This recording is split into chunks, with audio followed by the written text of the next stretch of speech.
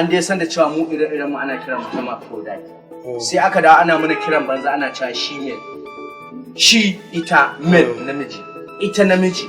sai ana mana wannan kirari da shi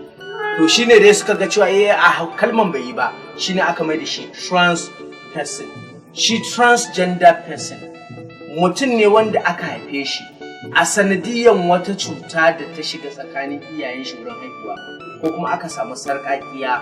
wurin haɗuwan halittarsa shine za a same shi da irin wannan matsalar zaka samu ni nan na tashi ina kallon kaina tun ina karami ina kallon kaina ni mace ne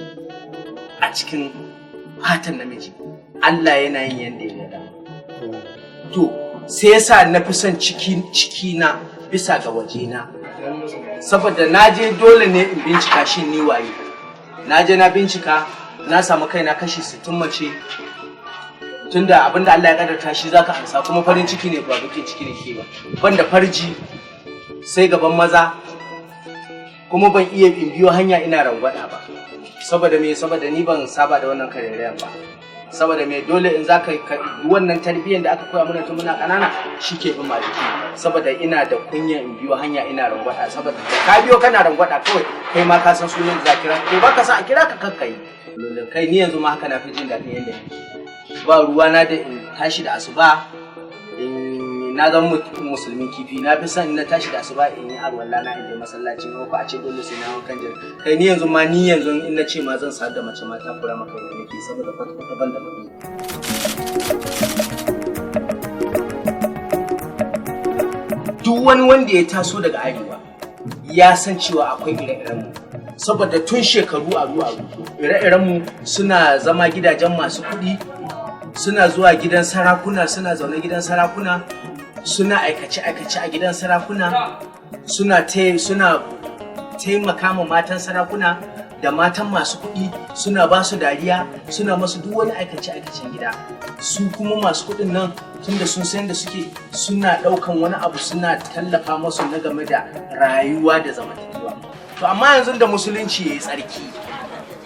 lokacin da aka zo aka rushe abin da yake farilla aka ɗauko haramun aka ce shine farilla ma'ana malamai na kwarai suka mutu jahilai suka zo suka samu shi suka hau shugabanci shikenan sai musulunci yayi kyau wanda hatta idan kirista ya tafi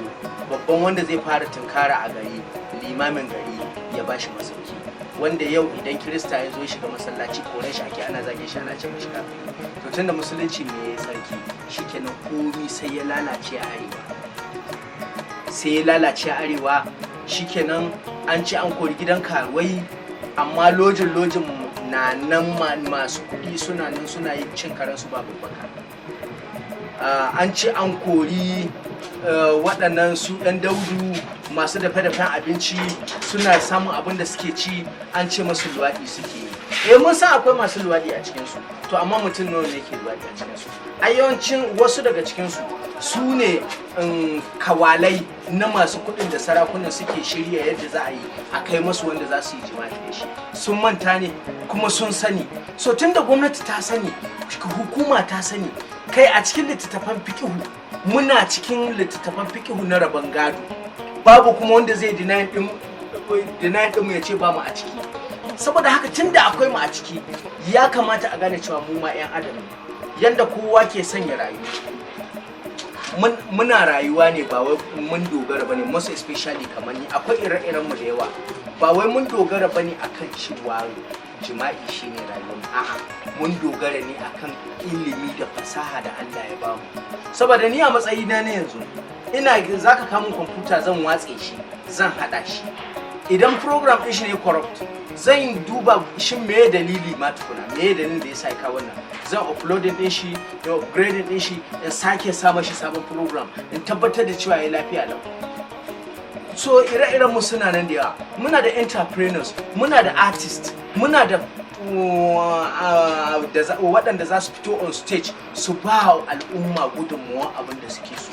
to shin su ba za su yi tunanin cewa mu ma al'umma bane muna son mu rayu mu bada gudunmuwar mu a cikin al'umma sai dai kawai su fashi 'ya'yansu ai su ma masu kuɗin da 'yan siyasa da malaman da sarakuna akwai ire-iren mu a cikin akwai jinin mu a cikin gidajensu kuma sun sani, kuma sun san yanda sun sani babu yadda za su yi. So saboda haka nan muna son gwamnati ta bullo da wani hanya da yau idan an haifi yaro muna son a kiwon lafiya na yanzu tun da zamani muke, muna son a fito da tsarin daukan DNA na halittar dan adam. An haifi jariri a ɗibi DNA ɗin shi a auna a fara gane cewa shin a wannan state ɗin nan ya yake, saboda su haka tura suke, shin mata maza ne koko mace ta maza ce koko tsaka-tsaka ne, shin wannan complete namiji ne koko wannan complete mace. A DNA ake ganewa, tunda yanzu idan kai mu mace ciki za a jira sai ta haihu sai a ɗibi jinin jaririn a ɗibi DNA ɗinka a je a auna, idan ɗanka ne zai nuna, in ba ɗanka ba ne zai nuna. To me yasa ba za a ci gaba da yin wannan ba? Shikenan sai a ci gaba da zama kawai iyaka da yaro ya taso kawai shikenan kawai sai kawai a makala mai kalmar dan daudu. Wallahi duk wanda ya gaya mai kalmar dan daudu dambe nake da shi, saboda me? Saboda ni ba ɗan luwaɗi ba.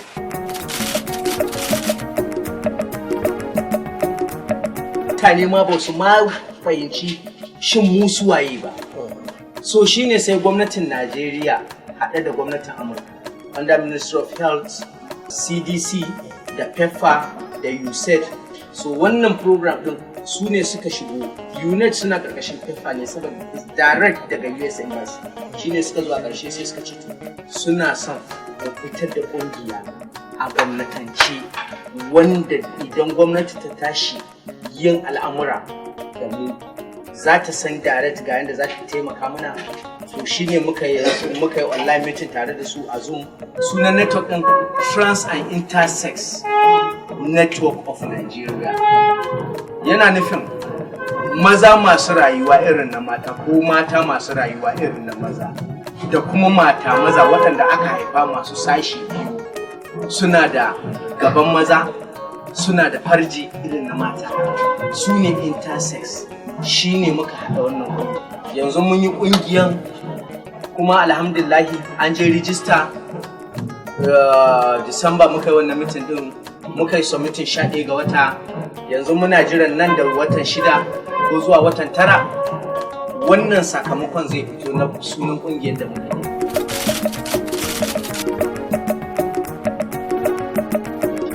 Na ɗaya idan ka haɗu da mutum daga gaisawa da shi ya kalle ka ya ga zubinka, the next thing kaga ya fare maka kyautan 5,000, 10,000, ya ɗauke ka ya kai ka kamfanin shi ya gabatar da kai wurin staff.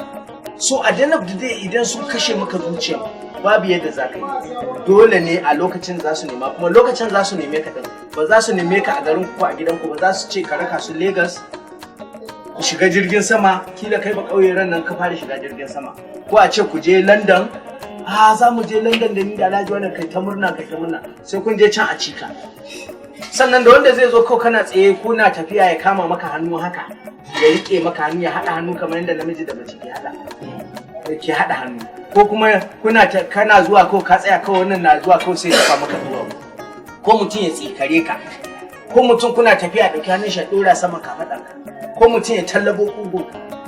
ko kuma kun gaisa sai sa yatsa ya bantali tsakiyar hannunka. Duk alamomi ne da yake nuna maka cewa ai wani din nan ga abin da yake yi, dan hannu ne, dan wancan hannu ne, saboda alamomi da yawa. Idan kuma kaga yaro ya huda kunninsa tun yana karami, yana nuna maka alamar cewa shi yana dauke da wannan lalura dan amma bai san yadda zai fito ba, to bari ya huda kunni guda. Idan ya huda kunni guda ɗaya, to ai alama ne ku iyaye aka ba dan ku ya ba ku cewa ga halin da yake ciki. Kuma idan ba ku taimake shi ba, kafin ku gano sai ku samu cewa yayi zurfi kati suna ta shirga mashi. Sannan abokai da kuke gani ai wane da wane sun tashi gida guda, da wane duk sun tashi dukan saiti ne, saitin samari suna kwana ɗakin wane. Ku ba ku damu da abin da ƴaƴan ku ke ba, wallahi tallahi wancan abin da ke faruwa da shi kawunan su suke jima'i da su a cikin ɗaki. Don zai kai halin da lokacin da za ku ce su yi aure auren ya ta mutuwa, ku rasa dalilin da yasa yake auren ke mutuwa. Saboda me macen da za su aura za su nuna mata ga inda suke son sa, idan ta ki yadda dole aure ya